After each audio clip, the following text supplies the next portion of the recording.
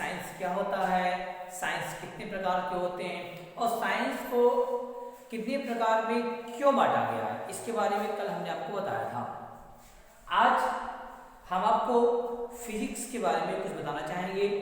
जैसा कि आप लोग जानते हैं कि फिजिक्स बहुत ही इंटरेस्टिंग सब्जेक्ट होता है, एक ऐसा सब्जेक्ट होता है जिसके बिना इस आधुनिक जीवन की कल्पना भी नहीं की जा सकती। जैसा कि आप लोग देख सकते हैं आधुनिक जीवन में क्या क्या है। हमें गर्मी लग रही है, हमें लाइट की आवश्यकता है, हम लोग फैन को ऑन करते हैं तो फैन फिजिक्स की देन है।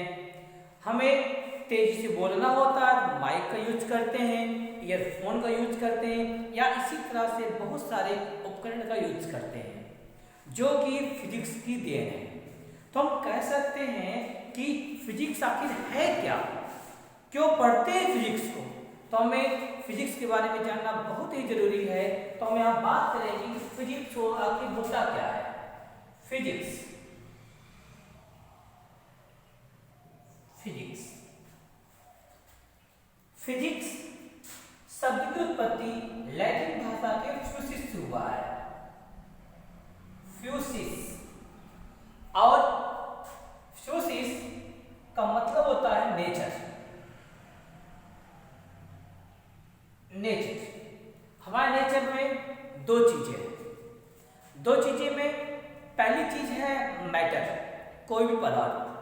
अगर यहाँ पर कोई भी पदार्थ है, पदार्थ दो कंडीशन में, या तो वो रुका हुआ है या तो वो चल रहा है।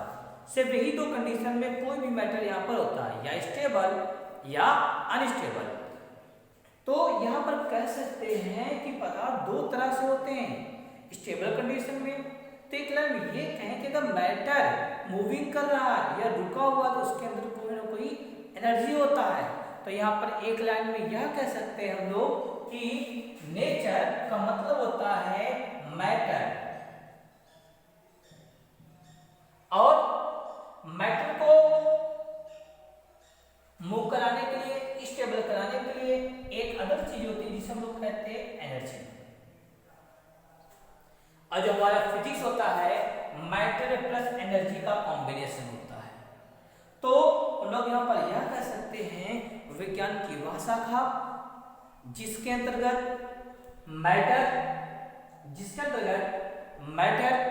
एवं एनर्जी का अध्ययन करते हैं, ऐसी शाखा को फिजिक्स कहा जाता है। विज्ञान की वह शाखा जिसके अंतर्गत द्रव्य, ऊर्जा एवं इनके आपसी संबंधों का अध्ययन किया जाता है, ऐसी शाखा को फिजिक्स अर्थात भौतिक विज्ञान कहा जाता है। तो फिर भौतिक विज्ञान हमारा बहुत बड़ा क्षेत्र होता है। भौतिक विज्ञान में आखिर क्या क्या पढ़ते हैं, क्या क्या क्षेत्र होता है, तो इसके अकॉर्डिंग भौतिक विज्ञान को कई शाखाओं में बांटा गया है। जैसा आप लोग देख सकते हैं कि भौतिक विज्ञान को कितनी शाखाओं में बांटा गया है। किसी भी सब्जेक्ट को जब भी बांटा जाता है कई शाखाओं में बांटने का बस सिर्फ और सिर्फ एक तात्पर्य होता है जिससे हमें उसके अध्ययन में आसानी हो। जैसे कि अगर हमारे पास अलमारी है, अलमारी में अगर हमने किसी भी सामान को कहीं पर रख दिया, हमसे पूछा गया कि भाई ये सामान कहाँ पर है, तो हम किसी को संकेत करते हैं कि यह सामान अलमारी के इस ड्रॉर में रखा गया है। इस बात को बताते हैं, मतलब कि हम लोग अलमारी को कई सेक्शन में डिवाइड करते हैं ताकि सामान को आसानी से रख सकें। कपड़े के लिए अलग रखते हैं, या फिर कोई गहने रखने के लिए, पैसे रखने के लिए उसके लिए अलग से ड्रॉर बनाते हैं, कुछ डॉक्यूमेंट रखने के लिए उसके लिए अलग से ड्रॉर बनाते हैं, कपड़े को टांगने के लिए उसमें हैंगर अलग से बनाते हैं। तो अपनी आवश्यकता अनुसार हम लोग अलग अलग तरह से व्यवस्था करते हैं। इसी प्रकार से भौतिक विज्ञान को अध्ययन में सुविधा के अनुसार कई भागों में डिवाइड किया गया है। बेसिकली भौतिक विज्ञान को दो भागों में डिवाइड किया गया है। एक भाग को कहा जाता है मैक्रोस्कोपिक फिजिक्स,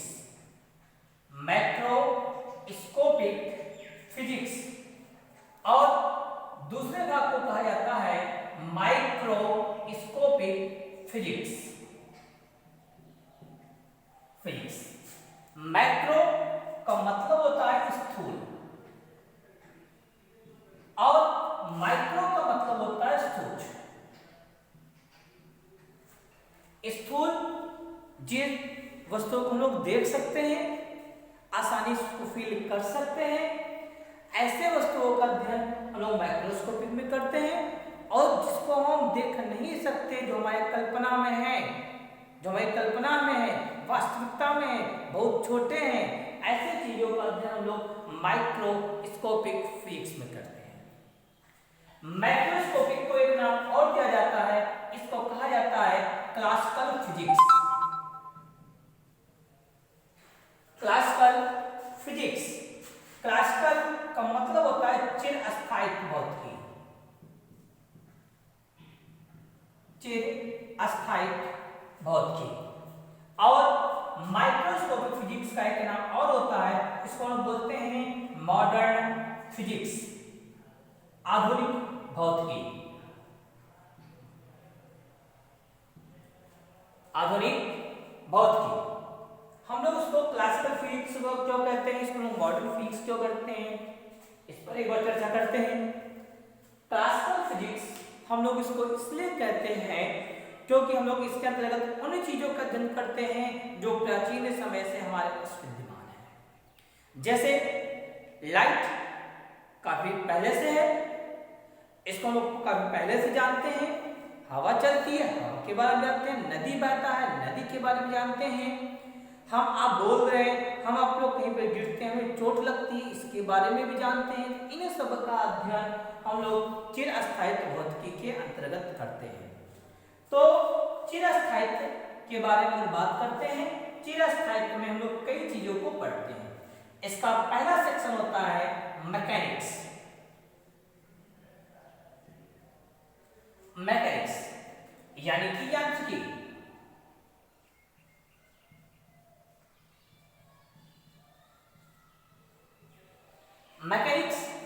मैकेनिक्स के अंतर्गत हम लोग यंत्र विज्ञान को पढ़ते हैं।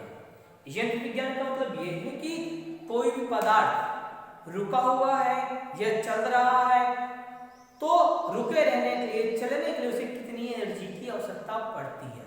अगर रुका हुआ है तो क्यों रुका हुआ है, चल रहा है तो क्यों चल रहा है, इन सब का अध्ययन हम लोग मैकेनिक्स में करते हैं।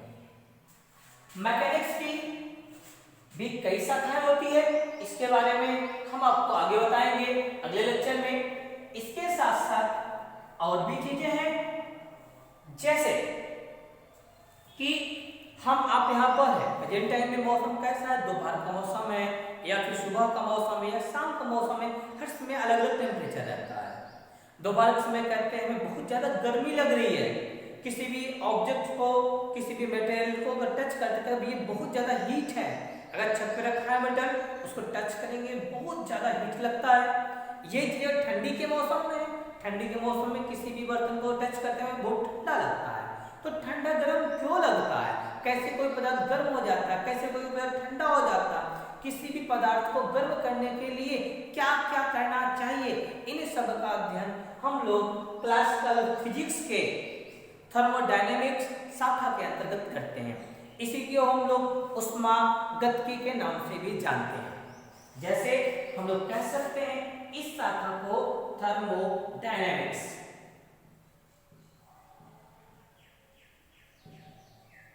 इसको हम लोग कहते हैं ऊष्मागतिकी। ऊष्मागतिकी जैसे आप लोग देखते हैं कि जब भी नदी में लहर उठती है तो उसकी चारों में हलचल सी पैदा होती है।